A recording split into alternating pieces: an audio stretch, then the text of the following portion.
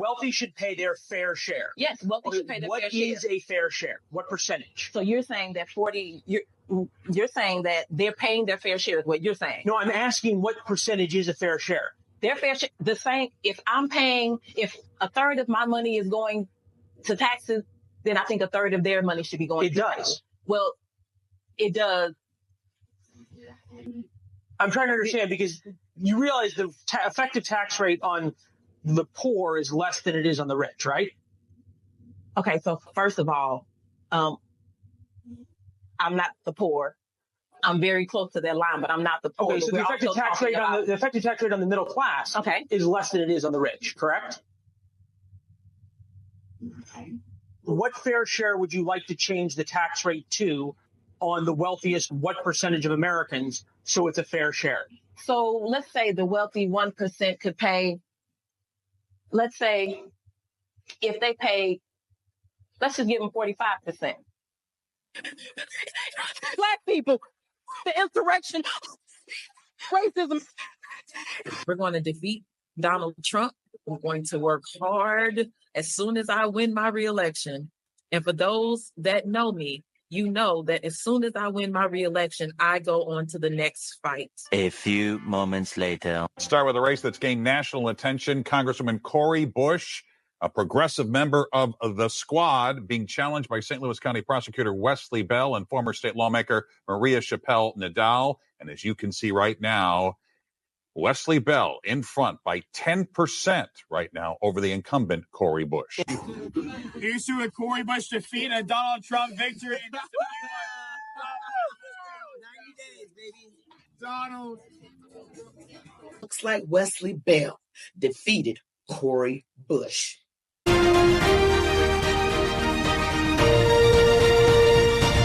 Welcome back, Warriors. It's me, Linda B. Thank you all so much for joining me here today.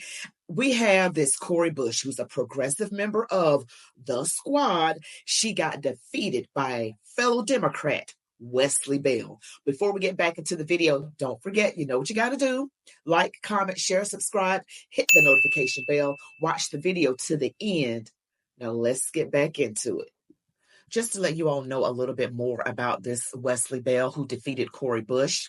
Cori Bush, she is very, as you saw her speaking in the earlier part of the clip, she is very progressive, very left-leaning. She's a member of the Squad. And I'll tell you more about the Squad in just a moment. But Wesley Bell was raised in northern St. Louis County, Missouri.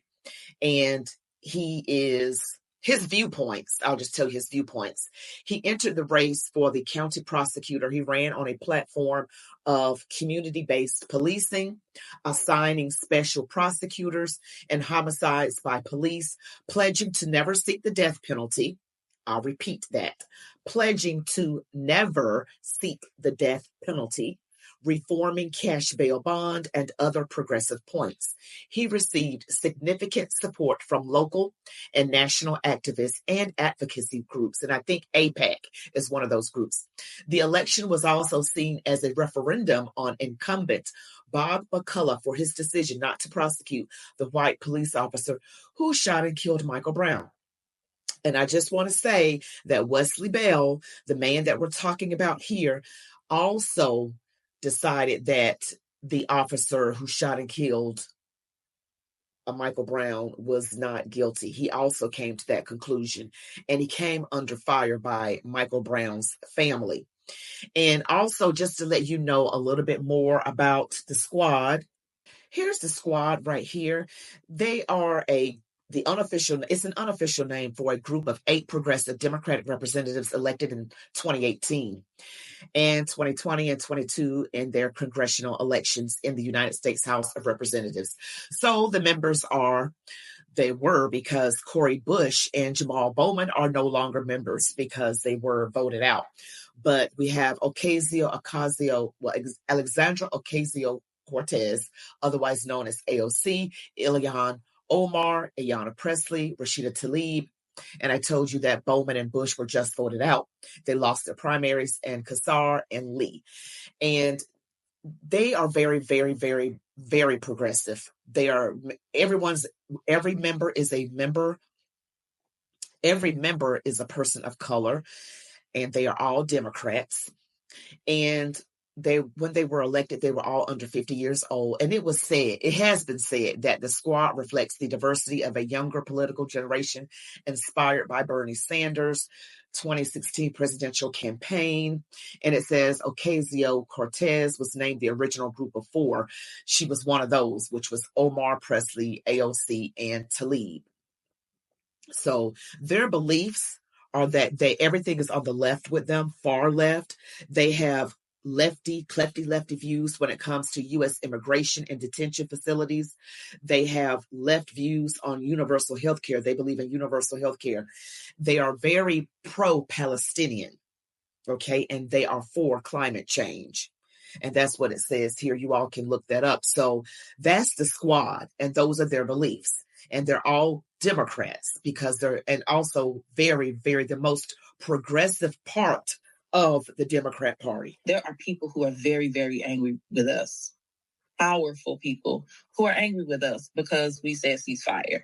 Then she floated another theory contradicting that one. Maybe the whole investigation was just propped up to insulate President Biden from Republican critics. This person who is a right-wing Trumper type deal, if this person asked the DOJ to open this investigation, and if the DOJ would have said no, then this person could have come back and said the DOJ didn't do this because she's a Democrat and the president is a Democrat, and it's just a cover for Democrats. Then she compared the government's investigation into her campaign spending to J. Edgar Hoover and the FBI's covert operations to spy on communists and discredit Dr. Martin Luther King Jr. Just remember, think about how many folks was actually with Dr. King when Dr. King was doing all the things that he was doing. How many folks turned away from him when the FBI came at him? It's the same type of tactics. If we can throw mud on your name, if we can get you caught up in spending money, if we can get you in a place to where you tired and people don't trust you no more, and all of this, if I can ruin your credibility, then we can ruin you. And then you no longer will be in that seat, and we can put who we want there. Those efforts to keep staff on board were ultimately unsuccessful. 3 more staffers left Bush's office in the last 6 weeks alone. She's now down to just 1 staffer on her legislative team, and her office is not actively hiring any replacements. So Cori Bush is saying that if they can discredit you, throw mud on your name, discredit you, does that sound like something that someone else is experiencing? The initials are DJT. Oh, I know, it's Donald J. Trump. That's right. And she said something about we'll just put who we want there. You know, those demon rats are not very democratic. They put who they want there. They did a coup on Joe Biden. Then you have Kamala Harris, who hasn't won any votes or primaried or anything like that. And we're going to watch what happens at the DNC. Because like I said, the Democrats always accuse the Republicans of what they're actually doing. Every single time. So they're saying that Donald Trump is a threat to democracy when they are the ones that are a threat to democracy. Watch what they do at the DNC. I believe they're going to pull some kind of trick. I do believe they've got another trick up their sleeves. They always do. We are here today once again to focus on the real issues that affect our communities instead of partisan hit jobs. Let me start by saying that the potential mishandling of classified information is a serious issue, and I believe it was appropriate for the Attorney General to appoint both special counsels in the Biden and Trump cases. As my colleagues have pointed out, President Biden fully complied with the investigation conducted by Special Counsel Hur, who did not find evidence sufficient to warrant criminal charges. Despite this outcome, Republicans have used the special counsel's report to further their longstanding efforts to re-elect the former white supremacist in chief, Donald Trump, who faces 40 criminal charges related to the mishandling of classified documents. And see, this right here is what they're trying to put off on Donald Trump, that he's some kind of, white supremacist in chief when he did no legislation that hurt Black people. And see, that's why I'm glad she lost. She's anti-Israel, and her opponent who defeated her, Wesley Bell, from what I heard, is pro-Israel. He's not anti-Israel or anti-Semitic like she is. And she is just like the worst of the worst. She's also pro-abortion. She is. She's for the getting rid of children, the innocent, how can you get more innocent than the unborn? The Bible says it would be better for you to be slung into the ocean with a millstone around your neck than to hurt one of these little ones. And that's what abortion is. The child has no way of defending itself. And women are like, it's my right, it's my body. But what about the child's body? You're taking away their life. They have no say. If you don't want the child, give the child up for adoption to someone that will make great parents, 2-parent household. Do that if you don't want to keep the child.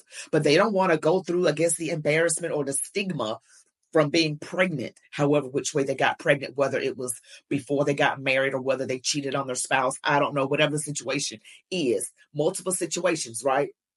There's no good reason to do that, because most of the time it is not because of the health of the mother. It's not because of the health of the mother.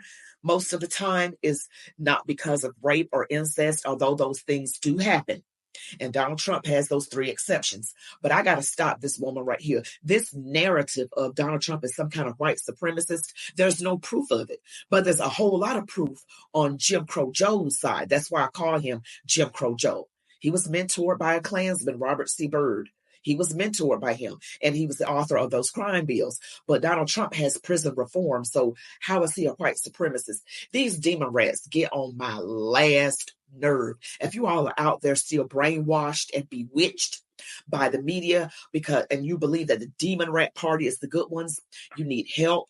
It's hope and help in Jesus. Mr. Lawler, are the overwhelming majority of fossil fuel CEOs Black or white? No, I don't have the exact numbers, but I would assume they're white. Yes.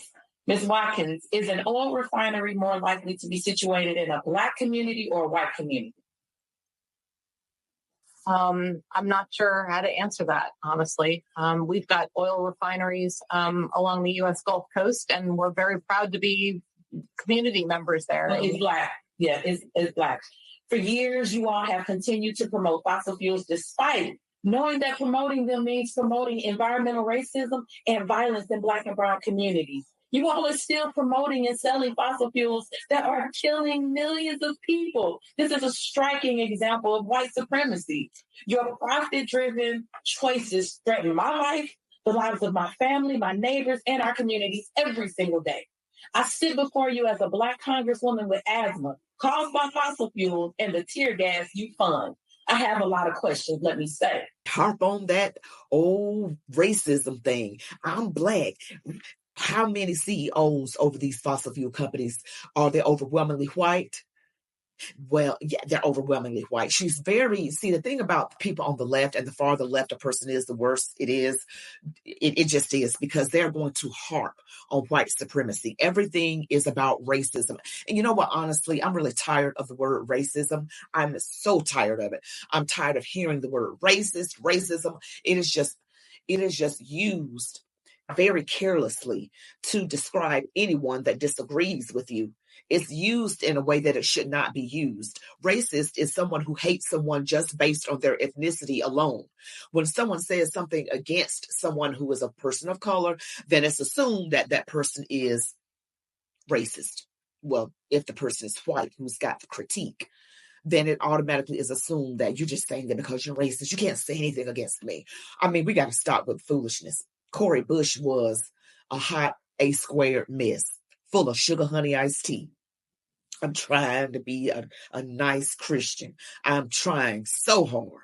But everything, according to the demon rats, is about racism. And they are the party of racism. Here, if you're looking here, it says, when the authors looked at proximity to refineries, they found that about 40% of all people living in counties with refineries in Michigan, Louisiana, and Pennsylvania are African American. So 40% of those people. So there are still 60% that are not African American. So, I mean, a large portion of them are, but still less than half. And it does go on to say, and 54% in Tennessee are. So that is just over half. There's another article that says 1 million African Americans live near oil gas facilities. And this is Inside Climate News. And let me just say, I don't even know if these sources are credible, because just because something is on the internet does not mean it is credible, because those klepty lefties have control over not only the school systems but media, even the internet. But it does say that, and I wanted you all to see that. And you can just Google "are fossil fuel refineries located in Black areas?" and this will automatically come up for you. I'm going to make sure I have security, because I know I have had attempts on my life and I have too much work to do. There are too many people that need help right now for me to allow that. So if I end up spending $200,000, if I spend $10 more on it, you know what? I get to be here to do the work. So suck it up, and defunding the police has to happen. We need to defund the police and put that money into social safety Now, nets. this is Cori Bush again, the one who just lost. She has her own personal security, but she wants to defund the police so other people can be less secure. Make that make sense. She said she needs it because she's had threats on her life. If you defund the police, there's going to be some other folks having threats on their lives. See, she's only a klepty lefty demon rat who only cares about herself. We've got issues up in the village of Dalton with Tiffany Henyard. I've done multiple videos on her, and she's a demon rat Democrat as well. A Black female who's over a town that is more than 90% Black. All the trustees are Black, but she didn't care. She still did things with the money she should not have done. And guess what? People in Village of Dalton and other areas that have been Democrat ruled for decades, you need to vote differently. Try Republican. You can't, I'm like Donald Trump, you don't have anything to lose, because the Democrats have blatantly prostituted the Black vote. Our Black votes have been replaced by illegal immigrants, because you can be for sure they're trying to get them citizenship so that they can vote. They're trying to change the game. The demon rats are all about dictatorship and control.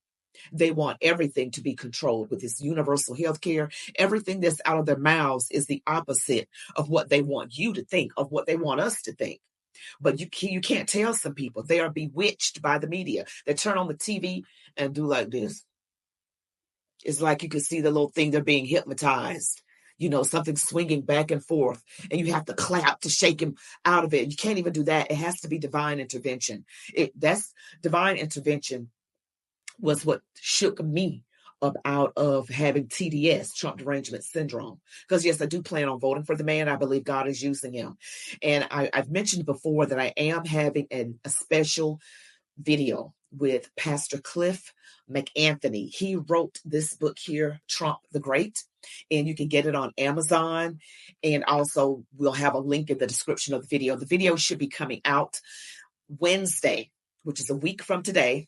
Wednesday, August 14th at 4 p.m. Eastern Standard Time in the U.S. So you all make sure you tune in, that you are getting your notifications are set so that you immediately click on it and watch it and like and comment and share. It's excellent information. You are not going to want to miss this. Of a lack of care and a lack of understanding and a lack of seeing the humanity of folks who look like Rashida Tlaib. It's outrageous that my colleagues are blatantly attempting to silence the only Palestinian American representative right here. It's outrageous, but it's not surprising. And let me tell you, it's not surprising because this place is where 1,700 members of Congress, this elected body, enslaved Black people. It's not surprising because they thought it was right. It's not surprising because this is a place where members continue to claim that the insurrection on the Capitol just appeared to look like a normal tourist visit. It's not surprising because this is the place where our Black and brown staff members repeatedly speak of experiencing racism and sexism, Islamophobia, get pushed off in elevators, xenophobia, and more right here in this workplace.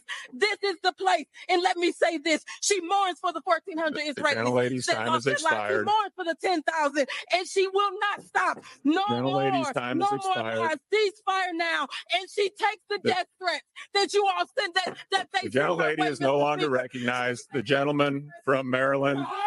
To her, the desire to save lives is greater. Gentleman from Maryland is recognized. That's what I said.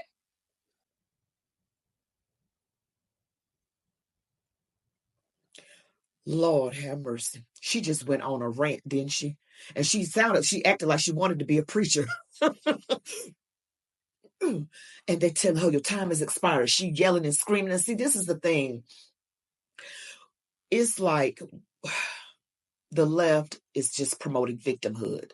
They're promoting that Black people are victims. I'm not a victim. My rights are given by God. My inalienable rights are, again, given by my Creator, God Almighty, the Creator of heaven and earth.